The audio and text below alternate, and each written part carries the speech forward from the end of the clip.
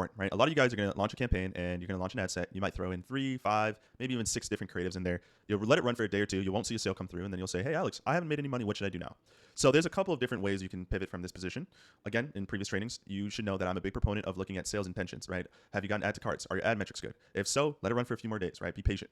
Now, obviously, on the flip side of that, if you've spent $200-300 in the first 2-3 days of launching your ad campaign and the metrics aren't looking good, and there's no buying intent, no one's added a cart, no one's initiated checkout, no one's bought a single thing, your ad metrics are all below KPI, which at this point of the training, you should know what KPIs are. Then the next alternative to do is, before you just jump ship and just test a whole new product and do it all over again, I want you to understand the concept of creative testing. Most products are great products and can be scalable for you if you just find the right audience to speak to. And what we tend to do is that, first off, the big mistake that we make that I've broken down in previous trainings is that we kind of just do this broad targeting where it's like, if you want whiter teeth, buy this electric toothbrush. The problem is that who is you? Right? Who are you speaking to, right? The success will come from understanding who you're speaking to and understanding their specific pain. Something that I learned from doing market research and using AI tools is that pregnant women tend to lose a lot of minerals while being pregnant, right? They're providing a lot of that to their child. So some things happen, like they'll get certain pains and all that stuff, but they also lose a lot of, they'll have enamel deficiency. Their teeth will start to reduce as far as their strength. So this is something I did not even know was a thing. So because I'm constantly using AI to find different angles, I'm learning different ways I can speak to my target audience. And now that's going to allow me to just quickly find different angles that are probably not being as used and aren't as competitive. So in this training, I'm going to show you in real time how I find different creative angles. And I'm also going to give you guys this document that you can use that have all my AI prompting and scripting and stuff like that for AI ads. So here it is, right? So the product in question here is another product that I'm testing, which is this remineralizing tooth powder, right? So basically, it's just a toothpaste powder that you just put on your teeth that helps rebuild enamel, right? So the first thing I'm going to do is I'm going to use a tool called Claude AI. You can use this. You can use ChatGPT. Personally, I like Claude a little bit better for creative work. When it comes to copywriting, it does a little bit better of a job, but it's not that significant to the point where you now have to start pulling your hair out and say, oh my God, Alex, do I need to start paying for this? No, like if you want to use ChatGPT, then just use ChatGPT. It all works the same, relatively speaking. So what I'm going to do is say, hey, I'm dropshipping a product called the Evelyn's Tooth Powder, which is designed to help you brighten your smile and rebuild back enamel.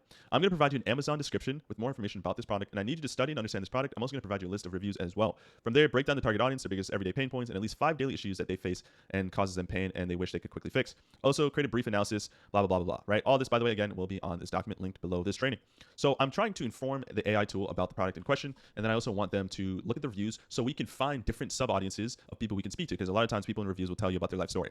Now, for reference here, the product in question that I'm dropshipping is this same product here off of Amazon, right? So I literally just went in here, grabbed the description. I used a Chrome extension tool called Amazon Reviews Export to download reviews. I got 100 reviews, and then I just uploaded that into the Claude AI. You can see the reviews are right here, and then it's just going to fetch that information.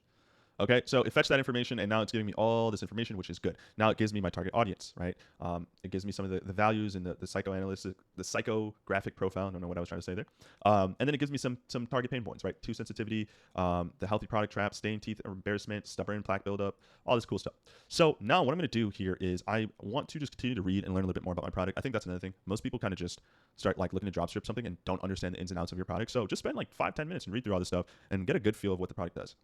So now I tell it, hey, I'm going to look to prepare some ad scripts for this brand, but I need 5 unique angles to go after that are backed by scarcity and fair elements. So the biggest thing for me is infomercial ads right now, video ads that are informing my customer about the problem that they are facing, and if they don't solve this problem, it can lead to an even bigger problem. And this works really well because it's going to get them to stop the scroll a lot of times, and it's also going to educate them, which makes it actually easier for them to land on my website and want to make a buying decision, because not only are they being called out, but they're also being informed as well. So as you can see here, there's some different fair-driven angle ad concepts here that I can rely on. But a lot of this stuff here, like I was reading through it and I thought it was like interesting. But as I was going back and reading all this stuff, I'm like, I'm going to focus on the main element of my product, the main star of what my product does, which is build back enamel.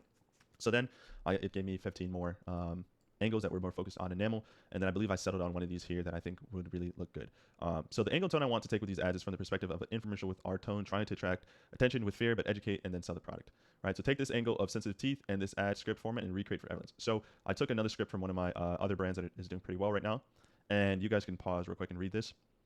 Right. So as you can see, this format is calling out the target audience. It's telling them, hey, the big problem that most people with this problem is doing and why this is actually the problem.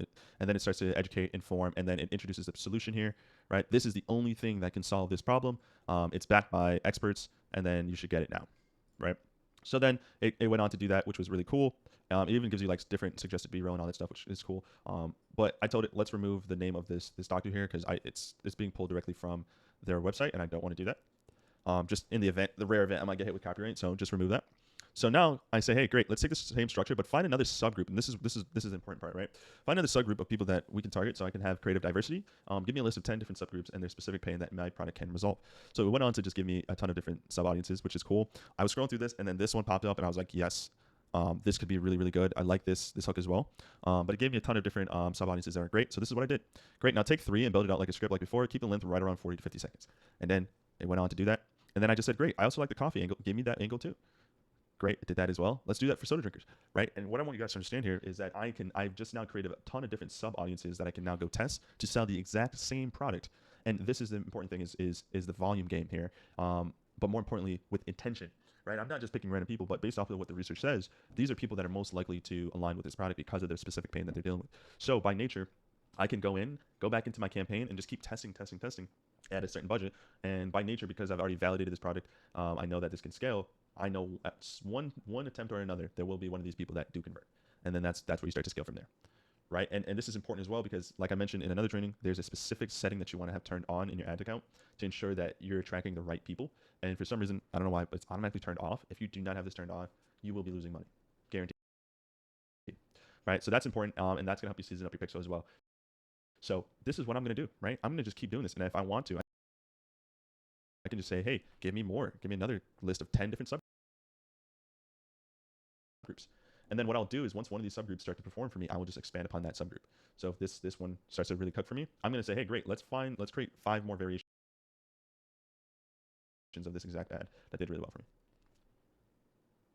Okay, that is the name of the game. So before you say, hey, this isn't working, there's a good chance that you just haven't put enough reps in yet. So highly recommend that before you decide to pivot to a new product, that you focus more so on saying, hey, did I try at least 5 different sub audiences? If you did and none of them were profitable, then you can consider moving on. But even then, like I find it to be very hard that you try 5 different sub audiences and none of them look promising if you do it the way that I just positioned you. So, yep. Hope you guys enjoyed that, and definitely check out the other trainings if you haven't already.